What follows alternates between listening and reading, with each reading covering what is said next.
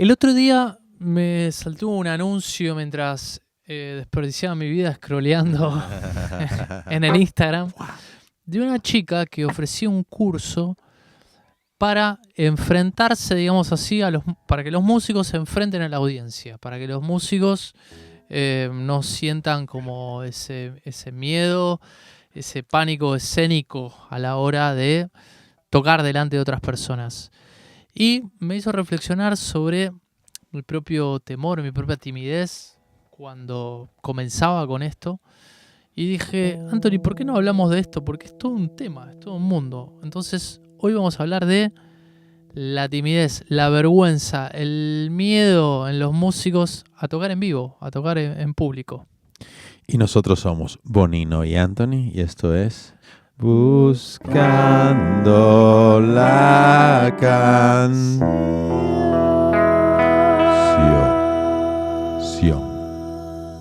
Yo te voy a tirar el acorde antes de empezar, para no estar ahí perdido dando la primera nota. Ahí va. Vamos a repetir la intro. Vamos, ¿no? Buscando. Sí, pero... Buscando la canción. Se van a quedar todas las tomas ahí. Ahí va. Vamos. ¿Qué te parece, Anthony, esta temática? ¿Fue algo que te resultó fácil en algún momento enfrentar al público? Yo tuve una experiencia muy peculiar cuando yo empecé. Yo tendría unos 10... Bueno, yo siempre me subía delante de un público toda mi infancia porque mi madre fue bailarina muchos años. Y entonces ellos necesitaban niños en los espectáculos y a mí me llamaban para ser de niño y me subía al escenario. Entonces siempre vi lo que era estar en un teatro con un montón de gente delante. Eso lo hice de pequeño. Pero no era lo mismo hacer una obra de teatro que te decían, tienes que venir a hacer una obra de teatro, que venir a presentar. Claro, tomar el protagonismo. Tu música. Claro, sí. Pararte ahí y decir, este soy yo. ¿Qué pasa? Ese día yo tendría 19 años y a mí me llaman para hacer de telonero de un músico muy famoso que se llama Gonzalo Rubalcaba en el Teatro Nacional de la República Dominicana delante de 1,000 personas. Empezaste por la puerta grande, Anthony. Exactamente. Y entonces yo estaba empezando realmente a empezar mi carrera como guitarrista, compositor guitarrista, y había escrito unas piezas de guitarra que habían funcionado muy bien en determinados circuitos y digo, bueno, pues esto es lo que voy a presentar en este concierto.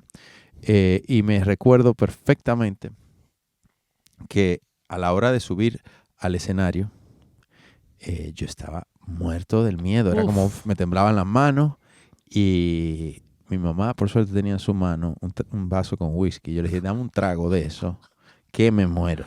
Le di un trago y entré al escenario. Y lo que recuerdo era que me sentía abrumado porque había un silencio sagrado en esa sala. Yo no me veía los reflejos de los espejuelos de las personas que usan espejuelos. Y sentía que toda esa energía venía hacia donde mí. ¿Cómo yo respondo a esa energía? Pues obviamente uno responde con timidez, con inseguridad. Uno responde a esa energía como uno buenamente puede. Uh-huh. Pero fue tan grande esa sensación que me ayudó mucho porque ya el siguiente ya fue cada vez más suave y más suave y más suave. Siempre hay nervios, uh-huh. pero, sí, claro. Pero la primera... Nunca se olvida. Y esa fue mi primera, realmente mi primera. Como dice la canción de Dylan. Yo la primera vez que toqué así para mucha gente era en una suerte de como de discoteca. Tocábamos con un grupo de rock, ¿no? O sea que no era yo el protagonista. Pero yo había tenido una historia similar a la que tienes tú. Yo de pequeño mis padres iban a un centro tradicionalista de música folclórica en la Argentina. Entonces no tuvieron mejor idea que mandarme a mí de muy niño a aprender a bailar folclore argentino. Entonces yo bailaba gato, chacarera, samba, zapateaba. Hay fotos mías ahí disfrazado de gaucho argentino. Entonces ya un poco me pasaba lo mismo, conocía como la sensación del escenario y la sensación de ser observado. Pero era como a mí la danza era algo que no sé, no me llegaba, no sé, quizás también tan niño lo veía medio como un juego, como una cosa media pícara. No tenía un componente, no había una expectativa mía puesta allí. Entonces, por supuesto que no era lo mismo. Y recuerdo esta vez que fue como mi debut en un escenario, en una discoteca. Habrá habido, no sé si 1000, pero 700 personas había mucha gente. Y recuerdo que el tema final que tocábamos era el himno de Charly García. Y yo tenía que tocar toda esa introducción. Charly García, para los que no saben, hizo una versión del himno nacional argentino. Yo me la había recontra estudiado. Y me acuerdo que en ese momento, claro, yo era el pianista, estamos tocando una canción de Charly García, como que todas las miradas se fueron a mí. Yo tenía un pánico tan grande, me había costado tanto salir esa noche a tocar. Por supuesto, también había bebido y como si el alcohol me saciara ese lubricante social. Sí, ese miedo, esa timidez. En realidad en mi caso fue contraproducente porque estaba un poco borracho, ¿no? Con lo cual tenía menos timidez, pero también había una cuestión de pérdida de control. Y obviamente eran mis primeros conciertos, no estaba tan seguro sobre lo que tenía que tocar. No era tan fácil para mí. Estaba como ahí al límite de mis posibilidades. Bueno, lo cierto es que hice todo así con la cabeza para abajo, mirando para abajo y como todo lo mejor que pude, pero no recuerdo mucho de lo que pasó esa noche. Pero me parece que más allá de estas primeras experiencias que siempre van a ser un poco difícil, quizás lo ideal sería siempre comenzar de a menos, no comenzar en un super teatro con 1000 personas, ¿no? Ya, bueno, yo tuve algunas experiencias anteriores. Pero yo recuerdo, y recuerdo también con 11 años que tuve que cantar y tocar, pero esta es la que a mí esta es la que yo considero la primera. La primera. Yo sé que es un tema que está un poco soslayado, como que no se le da mucha importancia en el mundo académico, en la formación tradicional. No sé cuál ha sido tu experiencia, si te han hablado de eso. A veces el profesor del instrumento dice, bueno, tranquilo, esto que lo otro, pero es algo que sé y he visto, analizado algunos libros, como para todos los americanos son mucho más, ¿cómo decirlo? Son más de ordenar conocimientos, hacer libros, hacer cursos, ¿no? Ir para adelante. Y he visto algunos libros que hablan sobre eso, sobre la tarea del performer o esa cosa de cómo enfrentar a la audiencia. Y la palabra clave, vamos a decirlo así, o el elemento clave que siempre ayuda mucho ahí es el tema del fogueo. Nuestra profesión tiene, por naturaleza, la exposición como cosa principal. Nosotros no somos como los artistas visuales o como el director de cine o como el escritor que no se exponen físicamente, no están ahí con el como hace McCartney cuando entra a los shows, hace, ¿no? Hace así, como que toca el público y dice, está hirviendo esto, ¿no? Wow. Está caliente. Eso que tenemos los músicos del show en vivo, de la performance en vivo, es maravillosa porque cuando uno le encuentra la vuelta y lo logra sobrellevar bien, es una droga muy poderosa, ¿no? Los músicos no se pueden retirar nunca del escenario. A veces incluso cuando deberían, cuando ya no están en condiciones, nada, quieren más, porque hay una droga, hay una adrenalina del escenario. Es muy lindo eso. Es hermoso. Pero por el otro lado tiene esto, que si no estás preparado y si entras con una actitud ahí para adentro, como encogida, ese fuego te va a quemar, sí. ¿no? Esa situación de estrés, la mejor forma de enfrentarlo es tratar de emularla o imitarla o ir generándola de a dosis cortas. Sí. Por ejemplo, te da vergüenza hablar a una chica, pero no invitarla a salir. Te da vergüenza hablar a una chica porque te da vergüenza hablar a la gente. Entonces, ¿qué tienes que hacer? Hablarle a muchas chicas. Claro. ¿No? O hablarle a muchas personas. Es más, si quizás tu temor está en hacer el ridículo, tienes que forzar ciertas situaciones de ridículo. Por ejemplo, estás abajo del cartel con el nombre de la calle enorme y pasa una persona y le dices, disculpe señor, ¿usted sabe qué calle es esta? ¿No? Esas pequeñas cosas, Te van quitando. ese ridículo forzado, vamos a decir así, cuando tú lo haces varias veces, te va quitando un poco el miedo al ridículo. Lo mismo pasa Sí. con el escenario. Sí, yo siento, hay una cuestión con el escenario que todo músico debe de sentir esta inseguridad, porque eso, hay una parte en la que realmente si te importa algo, evidentemente te produce algún tipo de nervios subirte a un escenario. Eso está Nervios indiscutible. siempre. Pero luego uno va aprendiendo a gestionar todas estas emociones y no solamente aprende a gestionar estas emociones, sino cuando un músico está empezando a subir escenario, tiende a empezar frío y terminar caliente. Bueno, esto le pasa a todos los músicos, a todos los niveles. Tiende a empezar frío y terminar caliente. Claro, tú lo que quieres es conseguir empezar lo más caliente posible, porque y cuando hablo de caliente, hablo de que tu voz proyecte bien, tu persona esté cómoda, tú hagas sentir bienvenido al público.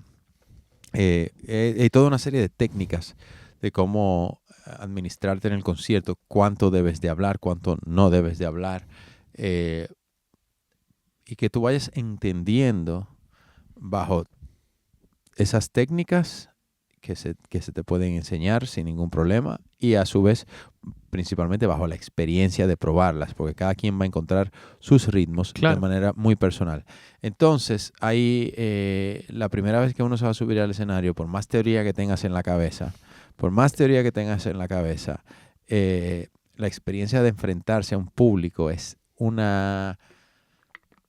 como cuando te van a, no sé, te van a juzgar delante del pueblo y lo siguiente es asesinarte, y la guillotina la tienes al lado y que depende del voto del pueblo tu cabeza cae o no cae. Pues hay un poco de esa emoción. En algún punto tiene que ver con eso, ¿no? Con el miedo a fallar, con el miedo a hacer el ridículo. Tiene que ver con el miedo a hacer el ridículo, pero principalmente sí, pero tiene que ver con la falta de experiencia de conocer cómo tú tratas al que tienes delante y logras sobrellevar una comunicación buena, sana, donde tú te sientas cómodo, te sientes que estás comunicando bien y donde porque más que para mí hacer el ridículo, de lo que se trata es de poder sentirte cómodo todo el rato, haciendo cómo tú vas encontrando los caminos que te permiten sentirte genuino, auténtico, cómodo. Si a lo mejor tu personaje es súper ingenuo y súper ridículo, pues está muy bien que sea súper ingenuo y súper ridículo. O si es un cómico, que sea un cómico. O si tu personaje es, no sé, un tipo absurdo, pues que sea un tipo absurdo, sin ningún tipo de problema, porque todo vale. Lo que no vale es encontrarse tratando de ser un personaje que uno no es. Y eso es uno de los pasos que uno pasa muchas veces al principio. Al principio uno no se conoce tanto a uno mismo, por ende cuando uno se para delante del público, uno se para queriendo proyectar lo que ha visto del otro. Y por eso siempre dicen la famosa frase, no quieras vivir la biografía de tu persona de al lado, porque ya tu vida es bastante única, bastante especial, que si quieres emular lo que emuló el otro, ahí vas a perder todos esos años emulando. Conclusión. Tu objetivo es encontrarte a ti por encima de todas las cosas. Y ese proceso tiene tiempo y tiene un precio. Y también uno tiene que saber cuánto práctica uno debe de hacer para pararse y cantar y tocar bien, cuánta práctica, porque a veces uno no conoce mucho los baremos, a veces uno sobrepractica o subpractica, y todos esos límites hay que tantearlo. O no practica cosas que da por sabidas o por seguras, ¿no? Correctísimo. Otra instancia que se me ocurría, ya esto es un poco más chiquito y más, no que le ha pasado a tantas personas, pero es la instancia del examen, por ejemplo. Los que hemos pasado por una escuela de música, un conservatorio, tú te paras delante de 3, 4 profesores, así que te están mirando con cara de, ¿a qué hora termina esto? Si nos vamos a tomar un café. Y tú estás dándolo todo, estás jugándote la vida en esa instancia. Y también, vaya si es una situación en la cual eres juzgado. O sea, eras juzgado por antonomasia en esa situación. Bueno, yo recuerdo en mis primeros exámenes también tener que tocar el pedal del piano y la pierna temblaba, ¿no? Bueno, también un poco la clave allí es hacer el fogueo. Hacer el examen, tocarlo así, tal cual lo vas a tocar en el examen propiamente dicho, delante de otras personas, repetirlo muchas veces, quitarte ese peso de que no sé qué va a pasar, no sé si lo voy a poder terminar, no sé si me voy a cansar, no sé, como tratar de imitar la situación de estrés que vas a vivir en ese momento por adelantado. Puede ser un sitio interesante para probar esto en las mismas redes sociales que tienen la opción También. de live, ¿verdad? ¿Qué pasa? Nosotros mismos deberíamos utilizar más ese botoncito de live, porque aunque te vean 2 personas, tú estás ahí exponiéndote. Y exponerse en vivo, porque todo el contenido que uno hace normalmente es un contenido preparado. Es un contenido, si tú vas a grabar una canción, pues tú afinas un poquito la voz, o mucho, dependiendo del cantante. Afinas un sinnúmero de cosas, coges diferentes tomas, bla, bla, pero no es lo mismo eso que hacerlo en directo y con sus imperfecciones. Y hacerlo muchas veces. Y quizás un buen sitio para una persona poner en práctica esto sin estar molestando o sentirse que está molestando. Es en Instagram Live. Está bien, sí, está bien. Me parece una buena instancia. Ya te sientes un poco observado y juzgado. Por supuesto que no es lo mismo que estar con personas de carne y hueso adelante, ¿no? Pero está bien. Y también las audiencias valoran eso, ¿no? Correcto. Valoran esa imperfección y esa toma que quizás no fue la mejor, no salió tan bien, pero salió, ¿no?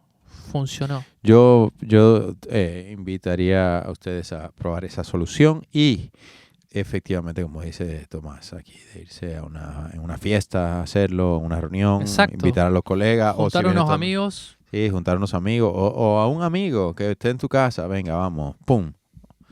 O a tu pareja, lo que sea. Voy a... Tu madre, tu padre. Chicos, invito unas cervezas, se vienen a casa y escuchan el examen, escuchan un pedacito del concierto, escuchan unas canciones nuevas que tengo. Siempre testear ahí la reacción de la otra persona. Correcto. Va a ayudar un montón. Va a ayudar mucho. Y una cosa es la grabación y otra cosa es en directo. Exacto. 2 mundos. Exactamente. Una vez